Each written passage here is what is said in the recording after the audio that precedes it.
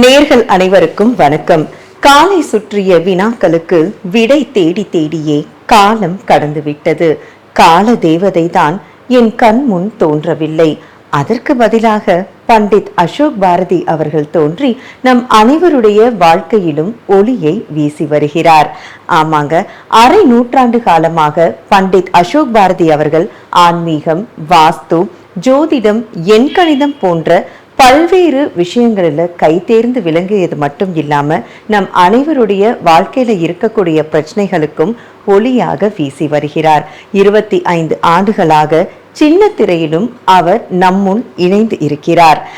Numerology அப்படின்றது எந்த அளவுக்கு பவர்ஃபுல்லான ஒன்று அப்படின்னு பார்த்தீங்கன்னா, குழந்தை பாக்கியம் இல்லாத தம்பதியர் பண்டிட்ஜி அவர்களிடத்தை வந்து தங்களுடைய குறைகளை சொல்லும் போது அவங்களுக்கு ஏத்த மாதிரியான எண்கணிதம் மூலமா பண்டிட்ஜி அவர்கள் விடையை சொல்கிறார். அந்த தம்பதிகளுக்கு குழந்தைகளும் பெற்றிருக்காங்க. இதற்கு சாட்சியாக இந்த 25 ஆண்டு காலம் நாம் நிறைய பேர்களை பார்த்து வந்துட்டு இருக்கோம்.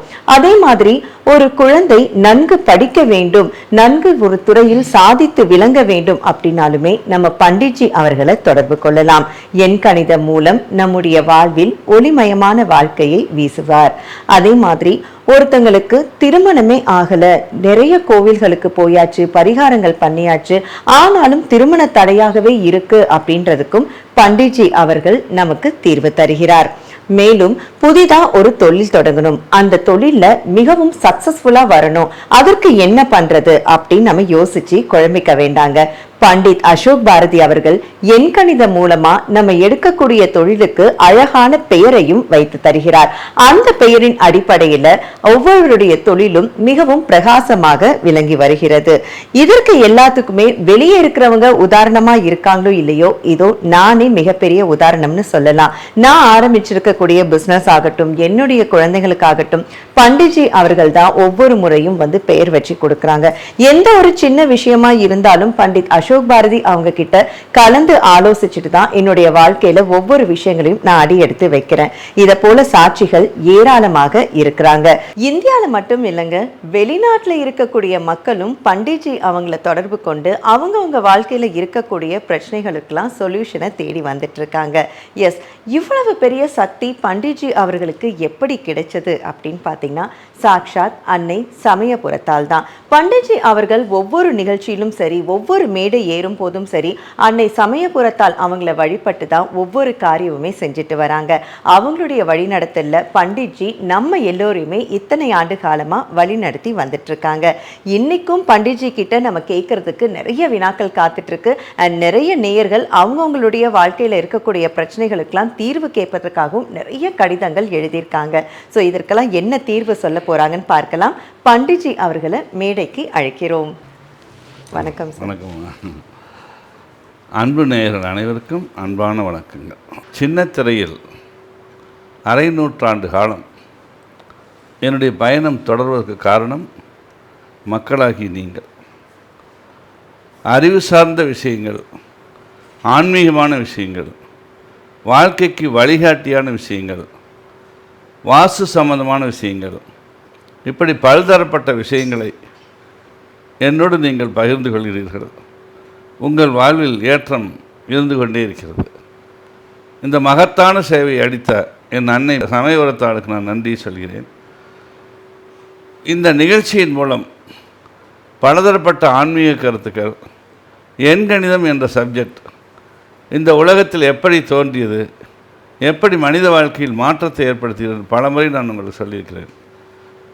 இது ஆங்கிலம், சமஸ்கிருதம், தமிழ் மொழி, உலகத்தில் இருக்கிற எந்த மொழிகள் இருந்தாலும் அதுக்கு இது சம்பந்தமில்லை. காரணம், 1 என்ற எண் ஆத்மசக்தி, அது சூரியனை குறிக்கிறது. ஏங்கிற எழுத்து அகரம், 2 சக்திகள் மேல் நோக்கி போய் ஒரு கோடு இணைக்கிறது. இதை நம்ம சூரியன் சொல்கிறோம். அப்போ சந்திரன் நாம் தினமும் பார்க்கக்கூடிய ஒரு கடவுள். அப்போ சந்திரனை பொறுத்தளவுக்கு அது ஆங்கிலமாக இருக்கட்டும், தமிழ் மொழியாக இருக்கட்டும், சமஸ்கிருதமாக இருக்கட்டும், அது வந்து சந்திரன். நம்ம 2ஆம் எண்ணுன்னு வச்சுருக்கோம். அப்போ சந்திரனுடைய அதிதேவதைகள் வந்து 2ன்னு வச்சுட்டோம். கால சுழற்சியில், பஞ்சபூத சக்தியில், நவகிரக முன்னேற்றங்களில் 3ஆம் எண் அப்படிங்கிறது நம்ம எப்படி எழுதினாலும் சரி, மூன்றாம் எண் வந்து குரு.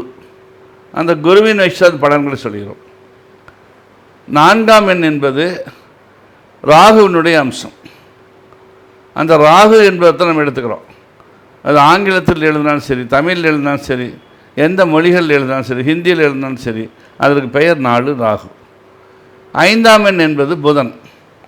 அப்போ புதனை வைத்துத்தான் அந்த 5 என்கிற இடத்தை நாம் வைத்திருக்கிறோம். 6 என்பது சுக்கிரன். சுக்கிரனை வைத்துத்தான் அந்த நிகழ்ச்சியை நாம் பார்க்கிறோம். 7 என்பது கேது. 7ஆம் நம்பரை வச்சு தான் அந்த கேதுனுடைய சாரத்தை பார்க்குறோம். 8 என்பது சனீஸ்வரர். அப்போ 8ஆம் எண்ணை சனீஸ்வரனாக வைத்திருக்கிறோம். அதனால் 8ஐ பற்றி எவ்வளவு ஆராய்ச்சிகள் செய்தாலும் பாசிட்டிவான சக்திகள் இருந்து கொண்டே இருக்கிறது, நெகட்டிவான சக்திகளும் இருக்கிறது. 4, 7, 8. அதுக்கப்புறம் 9ங்கிறது செவ்வாய். இதைத்தான் எண்கணிதமாக, கைரேகையாக, ஜோதிட சாஸ்திரமாக, வாஸ்து சாஸ்திரமாக, அனைத்து சாஸ்திரங்களுமாக அறிவியல் உண்மைகளை நாம் உலகத்திற்கு ஆற்றியது இந்த எண்களுடைய தத்துவத்தை, இந்த நவ கிரகங்களின் தத்துவத்தை. அப்பேற்பட்ட அற்புதமான, இப்போ நம்ம உதாரணத்துக்கு குளிகையில் எது செய்யலாம், ராகு காலத்தில் எது செய்யலாம், அபிஜித் முகூர்த்தத்தில் எது செய்யலாம், இந்த காலங்களில் என்ன செய்யணும்னு சொல்லுமா, அந்த இந்த காரியம் சக்ஸஸ் ஆகும், வெற்றி அடைகிறது. இதையெல்லாம் நம்ம தொடர்ந்து பேசுகிறது தான் இந்த நிகழ்ச்சி. அந்த நிகழ்ச்சி நம்ம தொடர்ந்து நம்ம நிகழ்ச்சியோடு பிரயாணம் பண்ணலாம்.